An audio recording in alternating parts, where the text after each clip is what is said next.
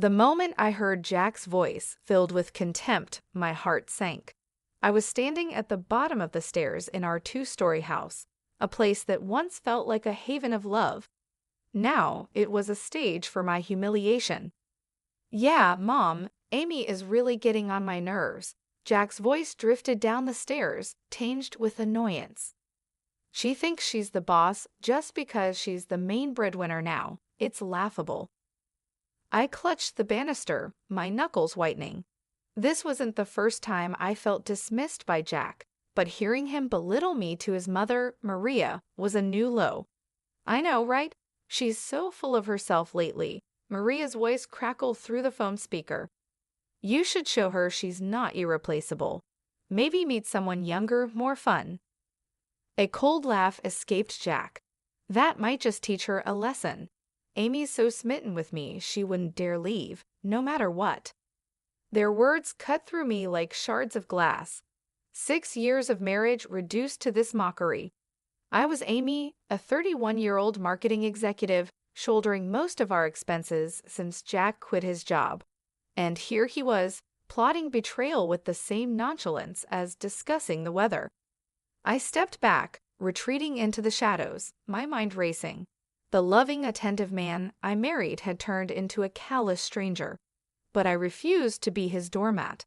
A fiery resolve ignited within me. I wouldn't just walk away defeated. I would make Jack regret every scornful word he had uttered.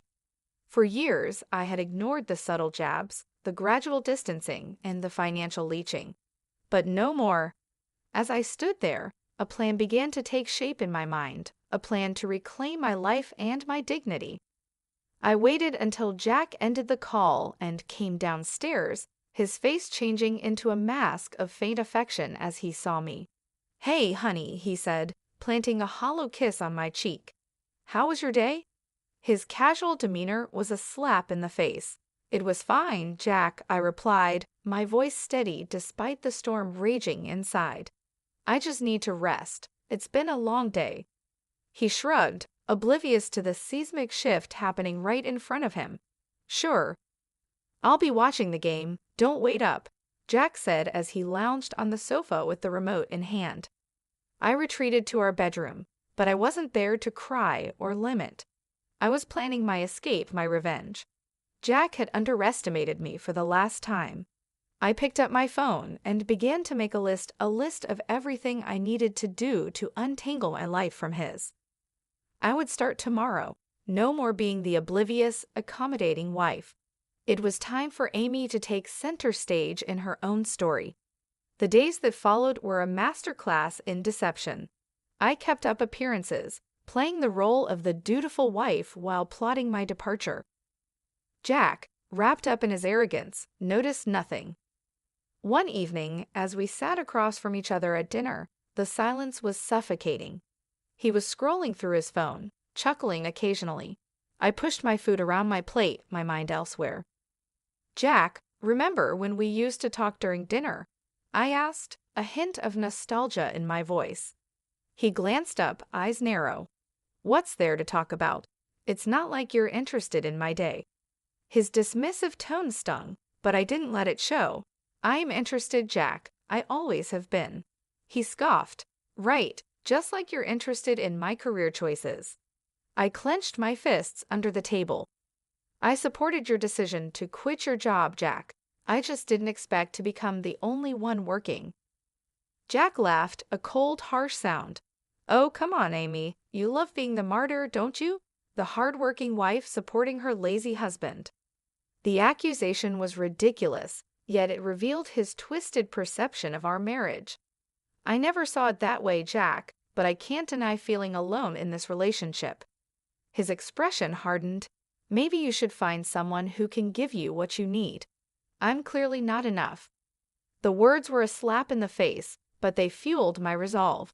I was done being the victim in this twisted game. As the days passed, I began moving my personal belongings out of the house, little by little. I opened a separate bank account, redirecting my salary there. Every step was calculated and discreet. One night, as I lay in bed next to Jack, his snoring a constant reminder of our fractured union, I whispered to myself, not for much longer. I rose early the next day, my heart heavy but determined. As I was leaving for work, Jack called out from the kitchen, his tone unusually soft. "Amy, wait. Are we okay?" I paused at the door, my back to him. "We're fine, Jack. Just the usual stress." The lie tasted bitter on my tongue, but it was necessary. I couldn't let him know what I was planning, not when I was so close to breaking free. That day at work, I made the final arrangements.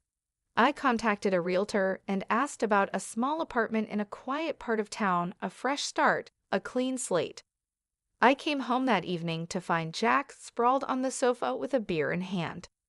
"You're late," he remarked, his tone accusatory. I shrugged off my coat, keeping my face neutral. "Work was hectic, you know how it is." He snorted.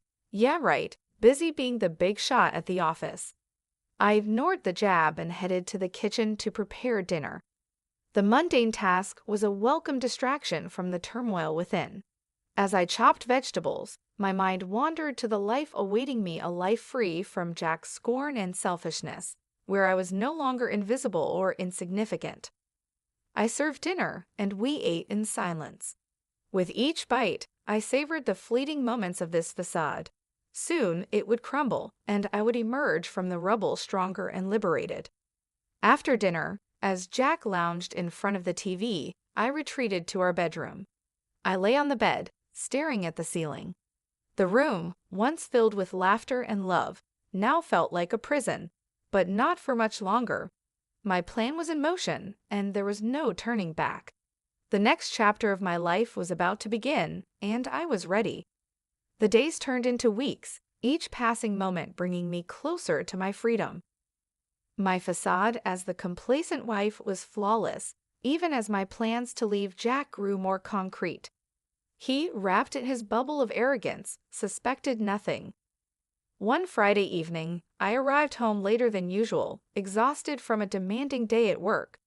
Jack was in the living room, absorbed in a video game, a stark contrast to my own weary state. "Jack, we need to talk," I said, my voice steady despite the fatigue. He paused his game, looking up with feigned concern. "What's up, Amy?" I took a deep breath, ready to confront him about the financial strain he had put on our marriage. "I saw the credit card statement today.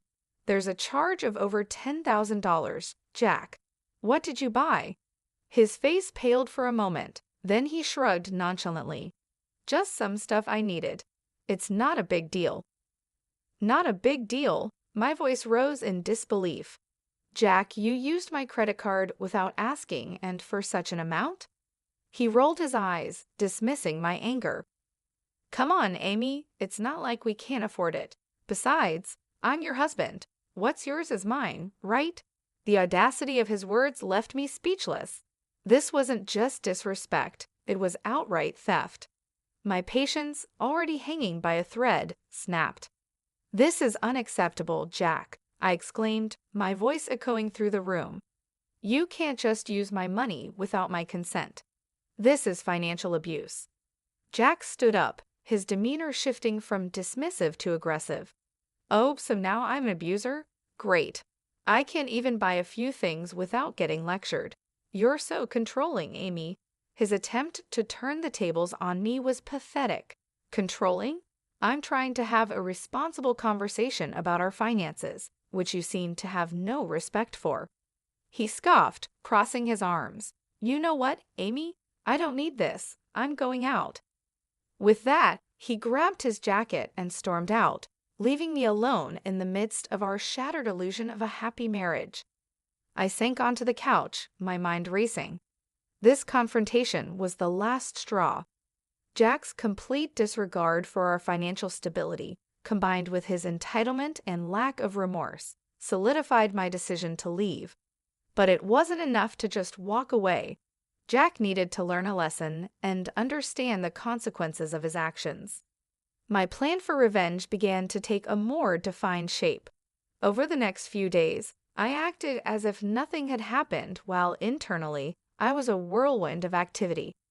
I documented all instances of Jack's financial irresponsibility, gathering evidence for the impending legal battle. Meanwhile, Jack continued his carefree routines, oblivious to the storm brewing. He returned to his lazy habits, occasionally throwing a snide comment my way, but I was no longer the Amy who took his insults lying down. With each passing day, my resolve grew stronger. I was ready to reclaim my life and teach Jack a lesson he would never forget. Weeks slipped by, and the facade of our marriage continued a thin veil over the growing chasm between Jack and me. My plans, however, were solidifying, each step meticulously calculated. It was a waiting game, a game I was determined to win. One lazy Sunday afternoon, Jack lounged on the couch, his attention fixed on a football match. I approached him with faint casualness, a rehearsed question on my lips. "Jack, have you thought about looking for a job? It might help with our finances," I suggested, keeping my tone light. He barely glanced away from the TV. "Why bother? You're earning enough for both of us. Besides, I enjoy my free time." His dismissive response stung, but it was no surprise. "Sure, but it's not just about money. It's about contributing, being a team." I pressed on, hoping to gauge his reaction. Jack snorted, his eyes still on the screen. "Team, Amy? Let's not kid ourselves. You like being in charge, and I like things as they are. Why change a winning formula?" His words were a bitter reminder of how little he respected our partnership. I hid my frustration, nodding as if I agreed. "You're right, Jack. Why change anything?" As he immersed himself back into the game, I turned away, hiding the cold resolve in my eyes. It was clear now Jack would never change, never be the partner I needed. The following days were a blur of silent preparations. I met with a lawyer in secret, discussing the possibilities of divorce and financial separation. I documented every instance of Jack's financial irresponsibility, his neglect, and his emotional abuse. Meanwhile, Jack continued his life, unaware of the storm brewing. He spent his days in idle leisure, occasionally throwing a barbed comment my way, believing I was too weak to fight back. But I was no longer that person. Each of his jabs only strengthened my resolve. The Amy he thought he knew was about to shatter his complacency. One evening, as we sat at dinner, Jack's phone buzzed incessantly. He glanced at the screen, a smirk spreading across his face. "Something funny?" I asked, my curiosity piqued despite myself. "Just a friend from the gym. We're planning a night out this weekend," he replied, his tone dismissive. I nodded, feigning indifference. "Sounds fun. Enjoy yourself." Little did he know, that weekend would be my chance. While he was out living his carefree life, I would execute my plan. The day arrived, and I watched as Jack left, dressed up and full of anticipation for his night out. As soon as the door closed behind him, I sprang into action. I had already packed my essentials, things he wouldn't notice were missing. I called the movers I had secretly hired, confirming the time for the next day.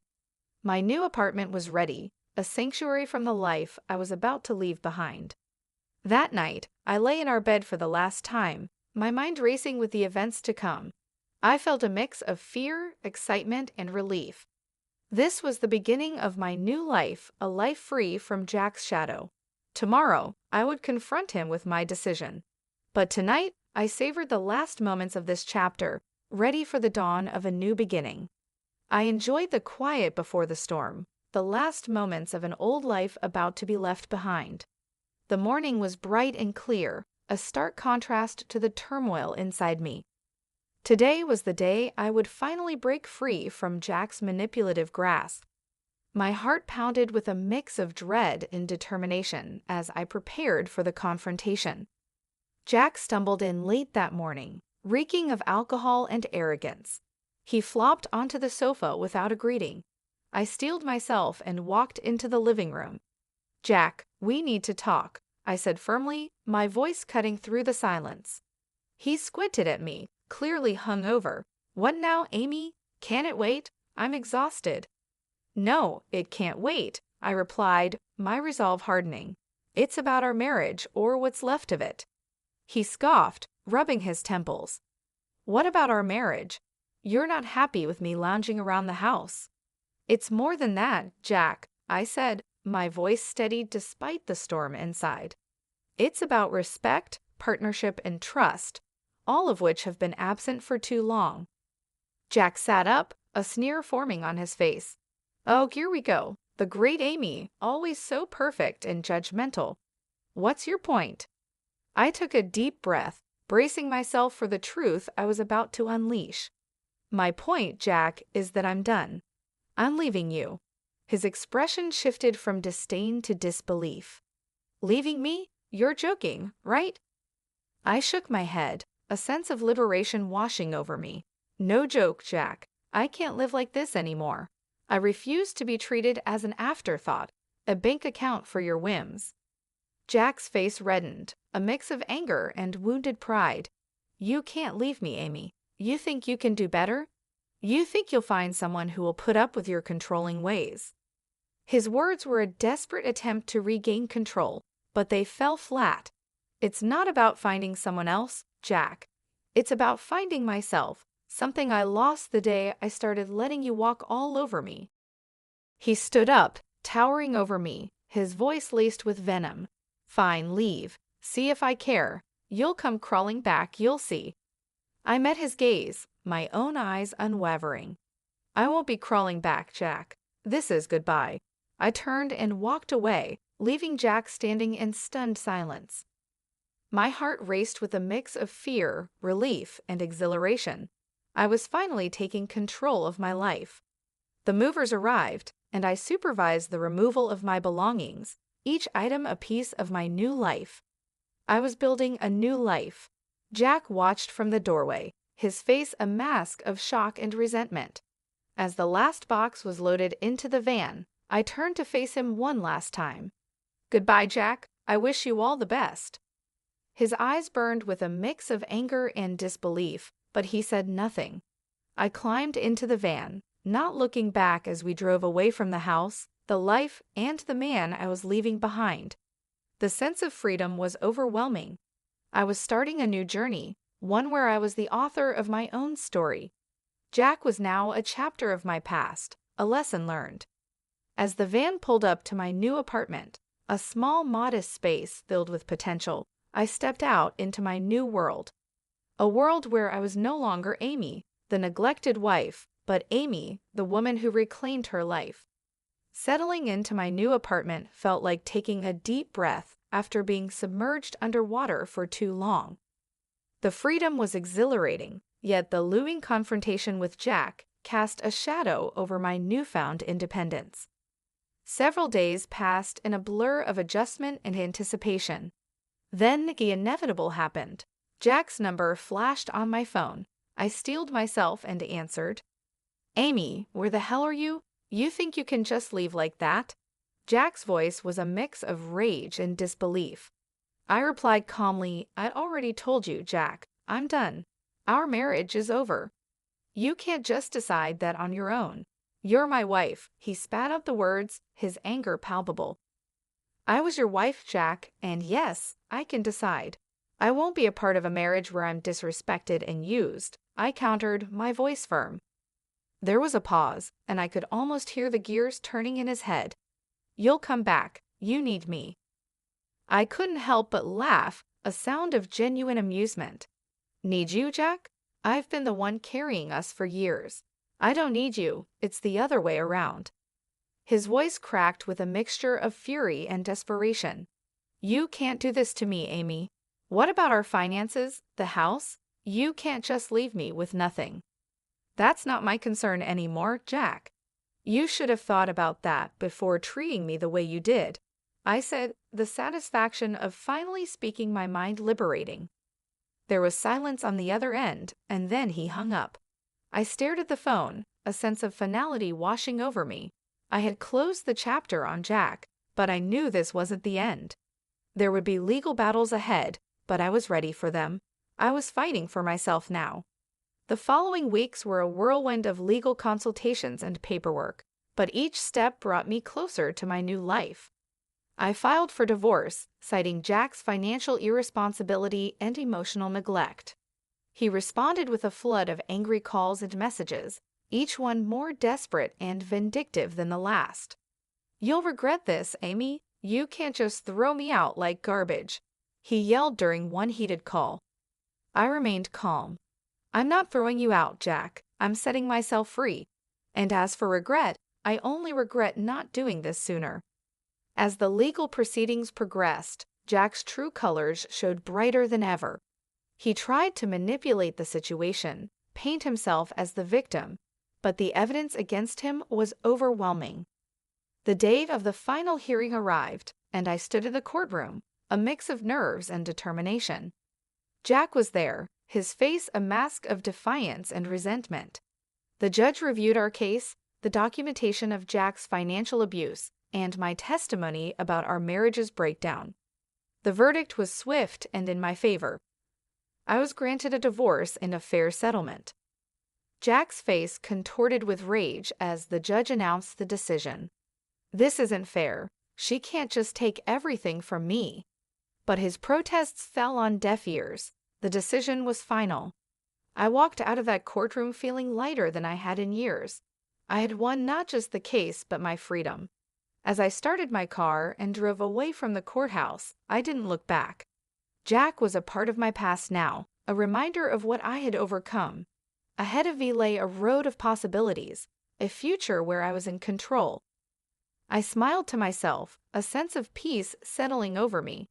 The battle was over, and I had emerged victorious.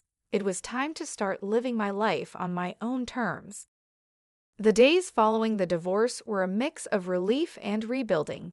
I, Amy, had stood up for myself in a way I never thought possible.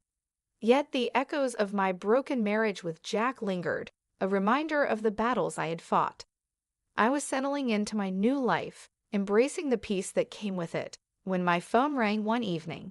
The screen flashed Jack's name, a ghost from the past I thought I had left behind. Reluctantly, I answered. "Jack, why are you calling?" His voice came through, laced with bitterness. "You think you can just take everything from me and walk away, Amy? You've ruined my life." I took a deep breath, keeping my composure. "Jack, the court made its decision. It's time for both of us to move on." He scoffed. "Move on? How can I move on when you've left me with nothing? I'm struggling to make ends meet because of you." The accusation was absurd, yet it didn't surprise me. "You're responsible for your own situation, Jack." I simply stopped enabling your behavior. His voice rose, filled with desperation and anger. "You owe me, Amy. After everything I did for you, you owe me." I felt a twinge of anger, but kept it in check. "You did nothing but take me for granted, Jack. I don't owe you anything." There was a pause, then his voice came through quieter but still venomous. "You'll pay for this, Amy. You haven't seen the last of me."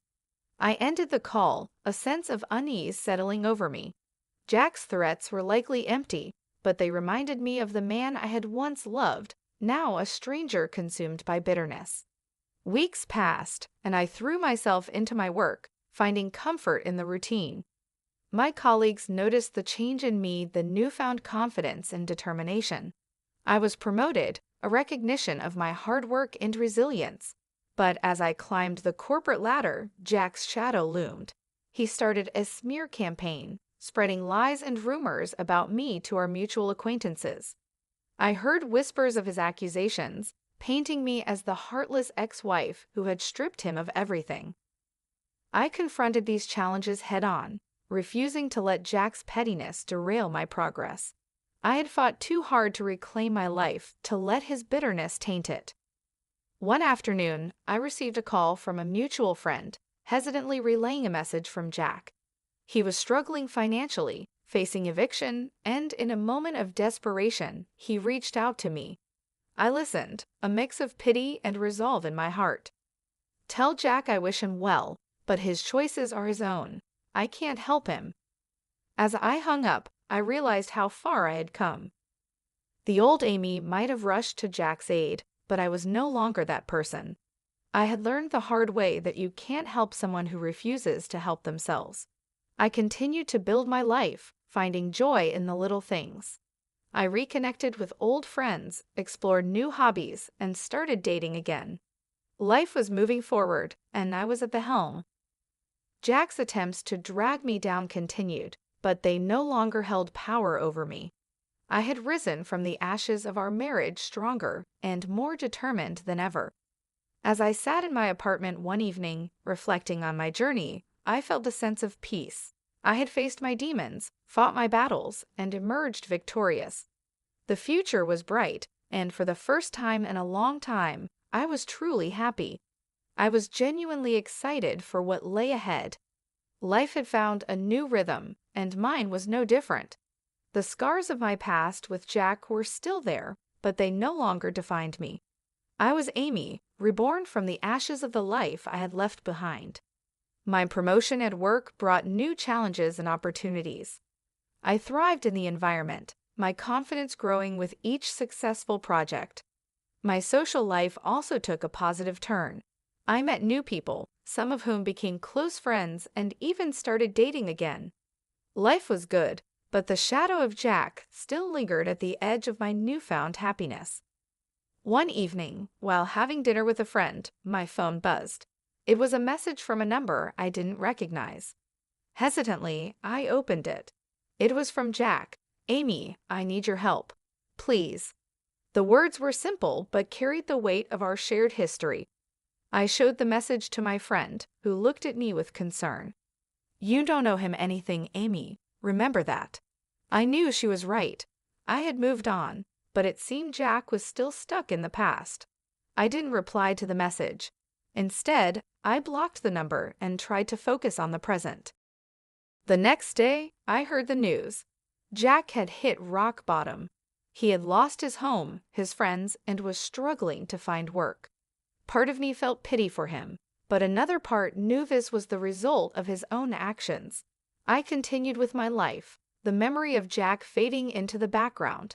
My days were filled with work, friends, and the occasional date. Life was moving forward, and I was content. 2 weeks later, I bumped into a mutual acquaintance who had kept in touch with Jack. "He's not doing well, Amy," she said, her expression somber. "He's lost everything. He's even talking about leaving town." I listened, feeling a strange mix of emotions. Jack had been a significant part of my life, but he had also been the source of much pain. His downfall was his own doing, a result of his choices and actions. "He made his bed," I replied, trying to keep my voice neutral. "I hope he finds what he's looking for." As I walked away, I realized that Jack's downfall was his own karma. He had chosen his path, and now he was facing the consequences. It was a harsh reality, but it was not mine to bear. Months passed, and life continued. I heard bits and pieces about Jack's situation now and then, but they no longer affected me. I had moved on, building a life that was mine and mine alone. One day, as I sat in my office looking out at the city's skyline, I reflected on my journey. I had faced hard times, fought for my dignity, and emerged stronger. I had learned to stand up for myself, to demand respect, and to walk away from negativity. I had also learned to forgive, not for the sake of those who had wronged me, but for my own peace. Holding on to anger and resentment only weighed me down. I had let go, and in doing so, I had found freedom.